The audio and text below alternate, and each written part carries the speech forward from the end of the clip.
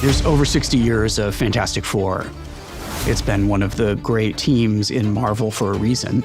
You know, when you start these projects, you start doing your research. And as part of that homework, we did go back and look at the Corman Fantastic Four version.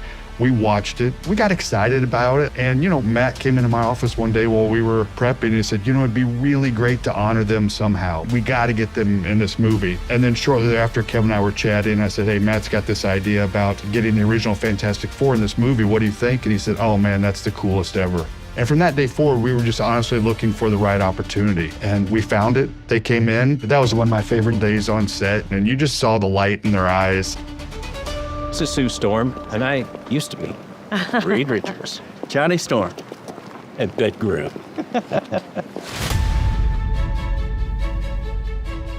The basic backstory is there was a film producer by the name of Bernd Eichinger, and Bernd had the rights, apart from Marvel, for the Fantastic Four, and he was going to lose the rights unless he went into production by a certain date. So he goes to Roger Corman and says, hey, I want to make this movie. Can you make this movie and make it right now and make it cheap? And Roger says, sure. We put together this $1 million movie, which for Corman was actually probably a very big budget at the time, but certainly not a budget that you need for a movie like the Fantastic Four. They did a lot of things right in that movie, and I've had a conversation with all four of them. One of the things I think they did extremely well was the character relationships. It holds up.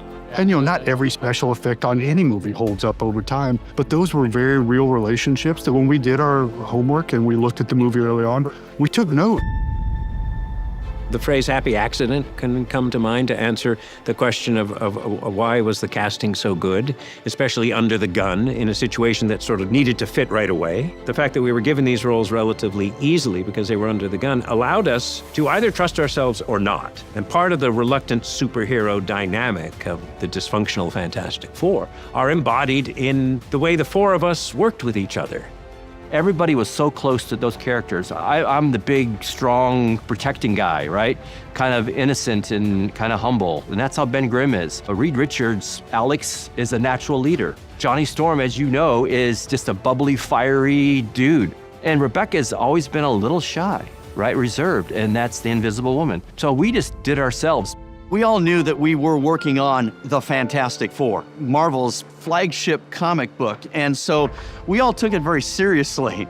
And Ole Sesson, the director, got us all together for a pep talk right before we started shooting. And he said, gang, we know what we're doing. We know what we're up against, not having enough money for the effects that it needs to have. So let's focus on what we have control over. And he says, I'm gonna do my best as a director. I want you all as actors to do your best. I want you to take this seriously, develop the characters.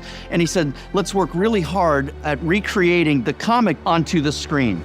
We were trying to be true to the comic book because we knew the audience. Like we owed it to the audience. You go, they know this better than we do, so we better be accurate. And so we didn't even set out to go, oh, it's a period piece. You just go, well, it looks like this because that's what it looked like in the comic book. And so it gave it a little kind of timelessness just organically.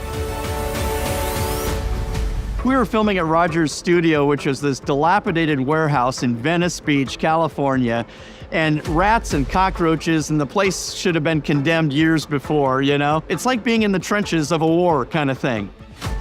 There was like one room where we would either hang out or change clothes if I had to change, and then when it was just bare bones. All of the wardrobe that I wear in the movies, my own clothes. I think everybody's wear their own clothes. Like the only real wardrobe were the blue suits and my wedding dress. And so when we got the suits the very first time and I put them on, you can actually see the hand stitching, like where the blue and the white is. And I said to the costume designer, it's like, you can see the stitching.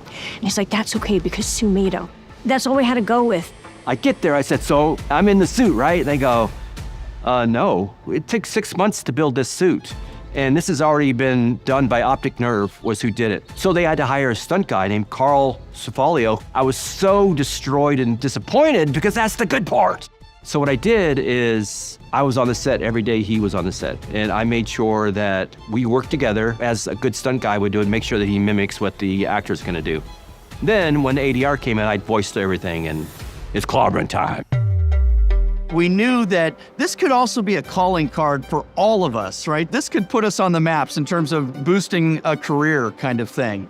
And so we took it seriously. Our whole passion with doing this was that we would get to do another one. It's like, if we do this good enough, the next time we'll get the money, and then we can do two, and we kind of had it all planned out. We went into production, we finished the movie. We were looking forward to it actually coming out. There was a premiere that was scheduled at the Mall of America. The comic world knew about the movie. We had done Comic-Cons and conventions already at this point.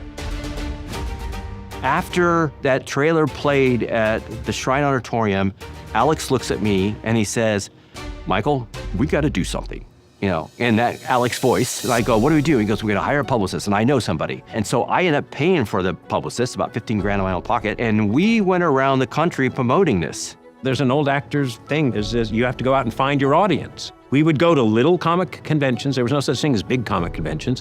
I think we went to one of the original San Diego Comic-Cons, which was in a hotel, and we would show the trailer, and we would sign pictures. We were on Hollywood Reporter, a Film Thread, all these different things, just crazy. And then we promoted, we said, screw it, we're gonna keep going, and we did. And then come I think it was in either end of November or December, Oli called us and said, hey, you need to stop. The rights have been sold. The plug got pulled, it disappeared. And then that's what's then become just Hollywood lore for these last 30 years. It really makes me emotional because it was a real effort of love and fun. Films get shelved every day, we all know that, but not the way ours did, and that really hurt us. Maybe 10 years later, the internet magnified all of that. So we were like a little fungus that grew into a big mushroom, If they had just done it by the contract and, okay, now it's January 1st, we got some stuff in the can, thanks and go home, there never would have been a movie. And I have to say, one time we were at a Comic-Con in St. Louis, and they actually showed it in one of the ballrooms. The sound is incredible, and the music. And by that time, the things that were kind of cheesy weren't cheesy, stupid cheesy, it was funny. And the stuff that was so sincere was kind of fun. And to watch it with an audience and you hear people laugh, you hear people cheer, you get goosebumps, like the music, you get a little teary-eyed. It was so phenomenal. Once we understood that people refer to this film as a hidden gem through internet and whatnot, we were here all along, and finally we're in the right place at the right time to contribute. And yes, we are all thrilled to that. Thank you, Fantastic Four! We gotta go again on that one. I can't count. 3, 2, 1, action! Thank you, Fantastic Four! For the last 30 years, all of us, we've only ever wanted some kind of acknowledgement that a movie was made, right? That this movie exists. And whether we thought, oh man, would it be great if Marvel maybe put it on some DVD as an extra or a special or this, that, or the other. But as Rebecca was saying, we were talking earlier, and she said, but this is the one. This is the right one. There's something special, I think, about this version that's being made. And for us to fit in with this version, we had to wait 30 years, and that's okay. Thank you very much, everybody.